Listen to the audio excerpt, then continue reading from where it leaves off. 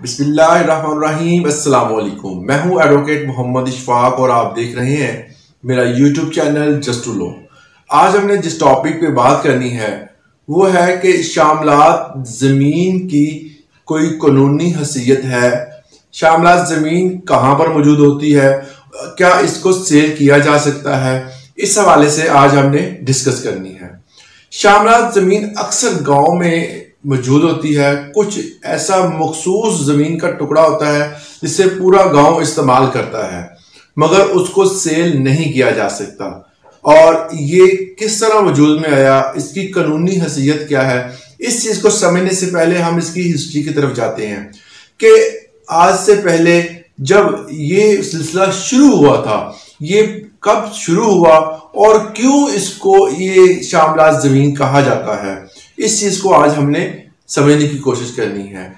आज से तकरीबन पाकिस्तान बनने से पहले जब अंग्रेज यहाँ पर काबिज था तो उन्होंने क्या किया कि उनको पता था, उन्होंने देखा कि यहाँ पर अनाज की पैदावार बहुत कम हो रही है, लोग इस तरफ बहुत कम जाते हैं क्योंकि इसमें मेहनत ज्यादा करनी पड़ती है और जमीन की वैल्यू जो है वो भी बहुत कम थी तब। तो इन्होंने क्या किया कि एक ऐसा सिलसिला शुरू किया, एक ऐसा काम शुरू किया जिससे अवाम के अंदर जो अनाज उगाने की एक कह सकते हैं कि दोबारा फिर ख्वाहिश पैदा हो सके। उन्होंने कहा कि जो बंदा अपने इलाके में या किसी दूर दराज इलाके में एक कुआं खोदकर उस कुएं को से जो जमीन सैराब करेगा, उस जमीन को उस बंदे के नाम पर ट्रांसफर कर दिया जाएगा और फ्री ऑफ कॉस्ट होगी। जब लोगों ने ये सुना कि अगर हम कुआं खोदते हैं और उससे पानी उस जमीन को सैराब करते हैं तो वो जमीन फ्री में हमें मिल जाएगी, तो लोगों का रुझान इस तरफ पैदा हो गया। अब सोचने की बात यह है कि सिर्फ कुआं ही क्यों खोदा गया, क्या और सोर्स ऑफ वाटर मौजूद नहीं थे?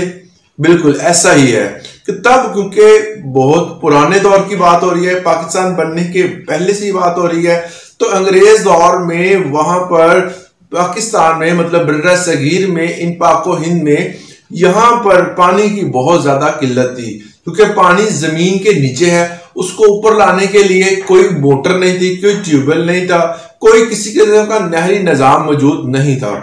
तब लोग कुआं खोदते थे और उसी से पानी निकालकर अपनी जमीनों को सैराब करते थे। ये बहुत ही मुश्किल मरहला होता था। मगर क्या हुआ कि जब अंग्रेजों ने ये कहा तो लोगों ने जैसे कैसे एक कुआं खोदा और उस कुएं में से पानी निकालकर फसलों को देना, उस जमीन को सैराब करना शुरू कर दिया। और जब वहां पर फसल पैदा होने लगी, देखिए इसमें अंग्रेज का क्या फायदा है। उस दौर में जब उनको पता चला कि इस बंदे ने कुआं खोद लिया है और इस बंदे ने इस जमीन को सैराब करके एक फसल जो है वो उगाई है, तब अंग्रेज जो है वो रेवेन्यू इकट्ठा करने के लिए गए। उन्होंने कहा कि आपने जो फसल उगाई है या उगा रहे हैं, इसका आप हमें टैक्स देंगे। जमीन तो हमने फ्री ऑफ कॉस्ट आपको दे दी, मगर जो रेवेन्यू लेना है आपसे वो इस फसल का लेंगे जो आप उसको उगा रहे हैं। तो ये एक रेवेन्यू इकट्ठा करने का एक कह सकते हैं कि तरीकाकार था उनका।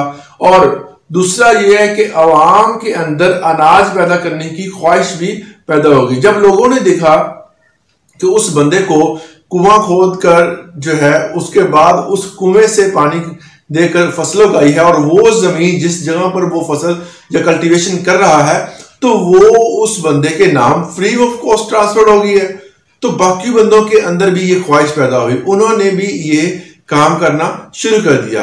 और जिन बंदों ने फसलें उगाई वो उस जमीन के मालिक ठहराए गए। अब तब उस दौर से अब तक दो किस्म के मालिक तस्वर किए जाते हैं। आमतौर पर एक को कहते हैं आला मालिक, दूसरे को कहते हैं अदना मालिक। अब आला मालिक कौन होता है और अदना मालिक कौन होता है, ये चीज समझने वाली है। जिन्होंने इसको आबाद किया, वहां पर कुआं खोदा, फसलों को सैलाब किया, जमीन को सैराब किया और वहां पर फसलें उगाई, उनको आला मालिक का नाम दिया जाता है। और जो उसके बाद पैसे वाले लोग थे, उनके पास पैसा था, ठीक है, उन्होंने उस जमीन को खरीद लिया, पैसे देकर उस जमीन को खरीद लिया, और वो जो मालिक थे उन्हें अदना मालिक का नाम दे दिया गया। तो ये सिलसिला ऐसे ही चलता रहा।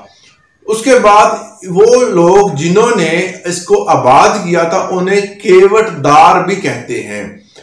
उसके बाद ये सिलसिला ऐसे ही चलता रहा।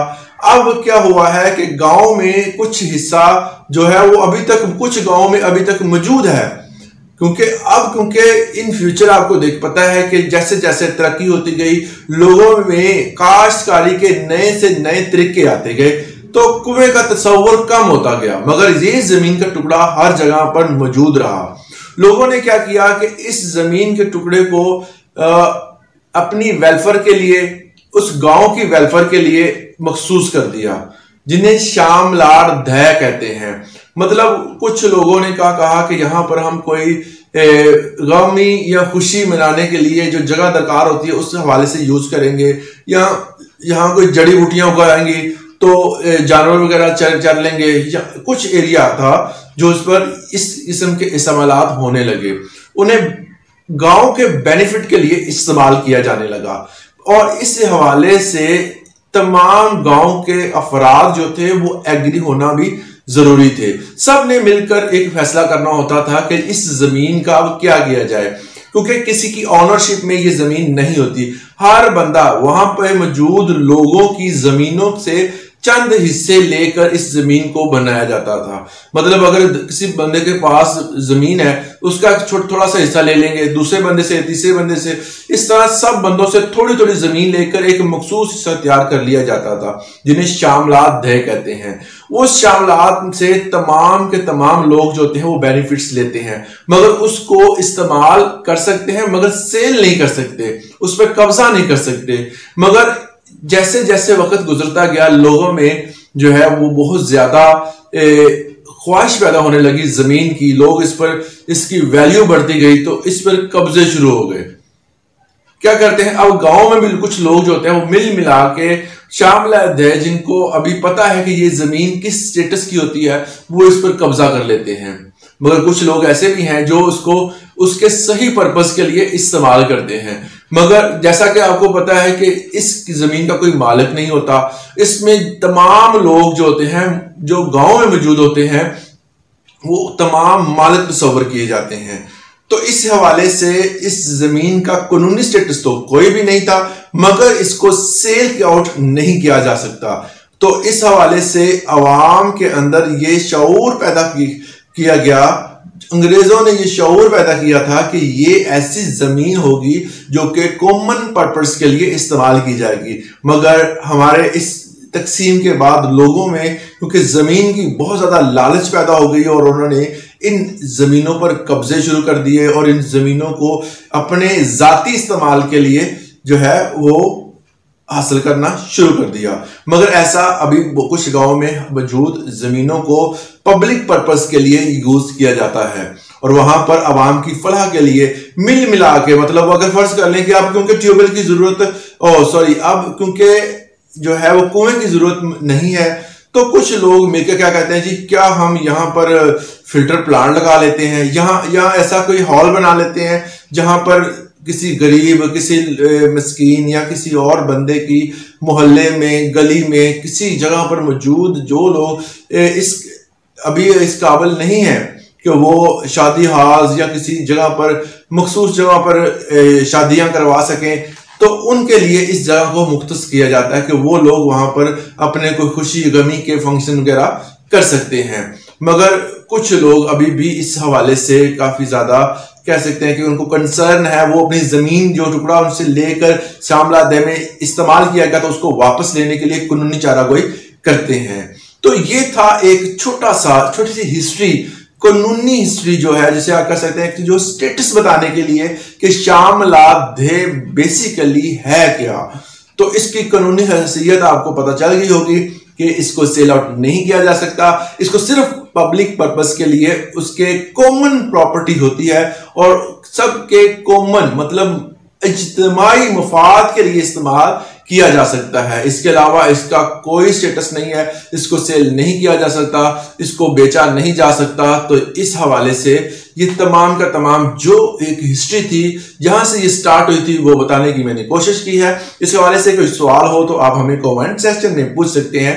तो आज के लिए इतना ही, इजाजत दें। अल्लाह हाफिज।